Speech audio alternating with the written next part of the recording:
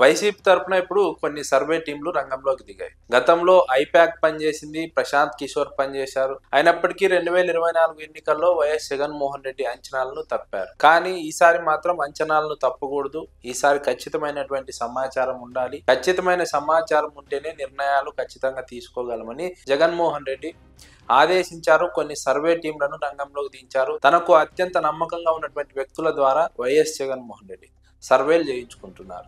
ఈ సర్వేల ద్వారా వచ్చిన సమాచారాన్ని, వాటి ద్వారా వచ్చినటువంటి రిపోర్ట్ను అంచనా వేసుకొని వాటి ఆధారంగా నిర్ణయాలు తీసుకుంటున్నారు. అందులో భాగంగా పార్టీ ఇన్ఛార్జీల నియామకం విషయంలోనూ, పార్టీ ఇన్ఛార్జీల పనితీరు విషయంలోనూ, కార్యకర్తలతో ఎలా మెలుగుతున్నారు, నియోజకవర్గం పైన పట్టు ఎలా ఉంది, పార్టీ కార్యక్రమాలు ఎలా నిర్వహిస్తున్నారు, ప్రభుత్వం పైన ఎలా పోరాడుతున్నారు, సమర్థవంతంగా ఫైట్ చేస్తున్నారా లేదా, వచ్చే ఎన్నికల్లో పోటీ చేసే ఆలోచన ఉందా లేదా, ఇలా కీలక అంశాలపైన వైఎస్ జగన్మోహన్ రెడ్డి సొంత టీంలు సర్వేలు నిర్వహిస్తున్నాయి.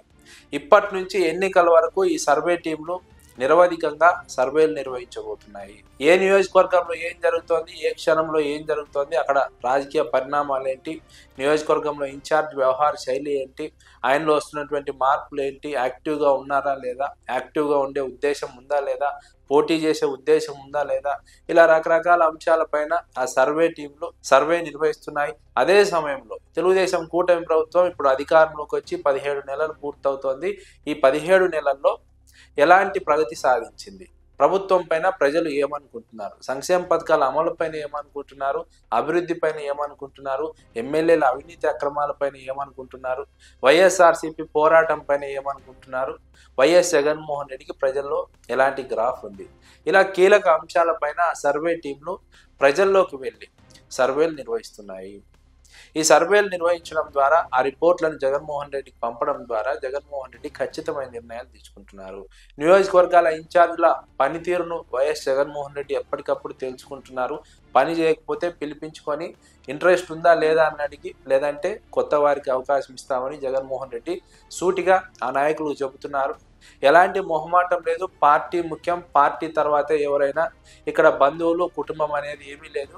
కేవలం పార్టీని ముఖ్యం. పార్టీ బాగుంటే అందరం బాగుంటాం. కాబట్టి ఆ దిశగా అందరూ పార్టీ కోసం పనిచేయాలి. వచ్చే ఎన్నికల్లో పార్టీ కోసం పనిచేస్తారా లేదా పార్టీ అభ్యర్థిగా ఉంటారా, ఈ రెండు అంశాల్లో ఏదో ఒకటి తేల్చుకోండి. అంతేకాని ఇన్యాక్టివ్గా ఉంటూ పార్టీని నష్టపోయే విధంగా వ్యవహరించవద్దు. దానివల్ల పార్టీ నష్టపోతోంది. నియోజకవర్గాల్లోని గ్రూపు సమస్యలపైన జగన్మోహన్ రెడ్డి ప్రధానంగా దృష్టి సారించారు.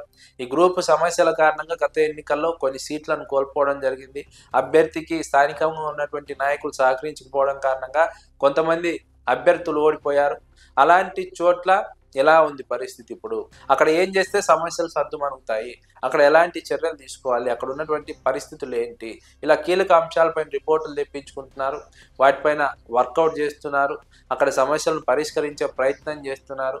ముఖ్యంగా కార్యకర్తల సెంట్రిక్గా జగన్మోహన్ రెడ్డి నిర్ణయాలు తీసుకుంటున్నారు. కార్యకర్తలకు ఇన్ఛార్జికి ఉన్నటువంటి సంబంధాలు ఏంటి, ఆ సంబంధాలు సరిగా ఉన్నాయా లేదా, ఆ ఇన్ఛార్జ్ కార్యకర్తలతో ఎలా ఉంటున్నారు, గ్రూపులుగా ఉంటున్నారా లేదంటే అందరినీ కలుపుకొని వెళ్తున్నారా, ఇలా కీలక అంశాలపైన జగన్మోహన్ రెడ్డి ఫోకస్ పెట్టారు.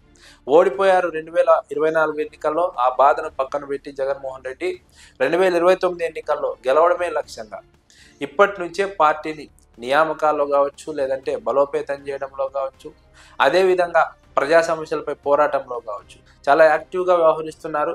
2029 ఎన్నికల లక్ష్యంగా జగన్మోహన్ రెడ్డి ముందుకు వెళ్తున్నారు. ఇంత అర్లీగా జగన్మోహన్ రెడ్డి పార్టీ పైన ఫోకస్ పెట్టడానికి, ఎన్నికలు ఎప్పుడైనా రావచ్చు, ఎన్నికల కోసం వేచి చూడకూడదు, ఎన్నికలు ఎప్పుడైనా రాని ఎదుర్కోవడానికి సిద్ధంగా ఉండే విధంగా పార్టీ శ్రేణులను సమాయత్తం చేయాలి. నియోజకవర్గాల ఇన్ఛార్జీలను నియమించాలి. పార్టీలో ఉన్న సమస్యలను పరిష్కరించాలి. యాక్టివ్గా ఉండేలా చేయాలి. యాక్టివ్గా ఉన్న వారికి అవకాశం ఇవ్వాలి. ఇన్యాక్టివ్గా ఉన్న వారిని పక్కన పెట్టాలి. పార్టీ కమిటీలో కష్టపడే వారికి అవకాశం కల్పించాలి.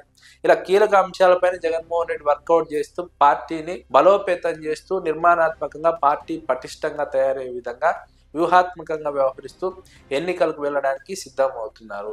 ఎన్నికలకు చాలా కాలం ఉంది. అయినప్పటికీ పార్టీని ఇప్పటి నుంచే సిద్ధం చేయడం ద్వారా పార్టీ శ్రేణుల్లో ఉత్సాహం వస్తుంది, ఒక ధైర్యం వస్తుంది, ఆత్మస్థైర్యం వస్తుంది.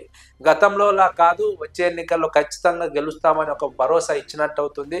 జగన్మోహన్ రెడ్డి ఇంత సీరియస్ గా ఉన్నారంటే ఖచ్చితంగా గెలుస్తామన్న ఆలోచన కూడా పార్టీ శ్రేణుల్లో వస్తుంది. అందుకే జగన్మోహన్ రెడ్డి ఇంత వ్యూహాత్మకంగా పార్టీ నిర్మాణం విషయంలో, నియోజకవర్గాల ఇన్ఛార్జీల విషయంలో కీలక చర్యలు తీసుకుంటున్నారు.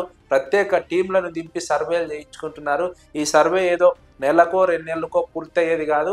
ఎన్నికలు వచ్చేంత వరకు ఈ సర్వేలు కంటిన్యూగా నియోజకవర్గాల్లో ఉన్నటువంటి పరిస్థితిని ఎప్పటికప్పుడు జగన్మోహన్ రెడ్డికి చేరవేస్తుంటారు.